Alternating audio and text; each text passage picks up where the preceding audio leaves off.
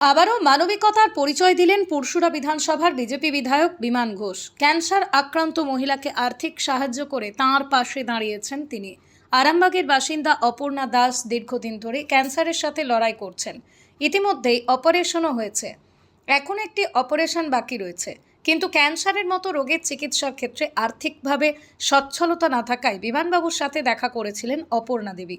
তাঁর এই অসহায়তার কথা শুনে সাহায্যের আশ্বাস দিয়েছিলেন বিমান ঘোষ এবং আজ ওই মহিলাকে দেখে তাকে 50,000 টাকার আর্থিক সাহায্য করেছেন তিনি।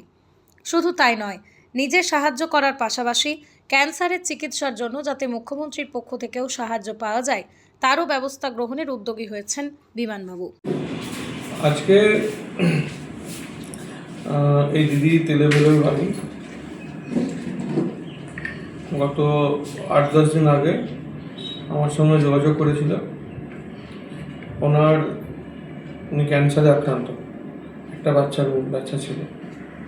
তো তারপরে এমনই পজিশন আছে, অলরেডি 2টো অপারেশন হয়ে গেছে, তৃতীয় অপারেশন। তো সেহেতু আমাকে সাহায্যের জন্য আমার কাছে উনি এসেছিলেন। সহানুভূতির দিক থেকে ওনার পাশে থাকার জন্য আমি অঙ্গীকারবদ্ধ ছিলাম। সিএম ফান্ডের জন্য অ্যাপিল করে দিয়েছি। আগামী সোমবার ওনার অপারেশন আছে, তো সেই অপারেশনের জন্য আমার সাধ্যমতো আমি ওই দিদিকে আজকে সহযোগিতা করেছি 50,000 টাকা, যাতে আগামী যে অপারেশন হবে তাতেও কিছুটা উপকারে লাগে এবং উনি তাতে সুস্থ হয়ে যান।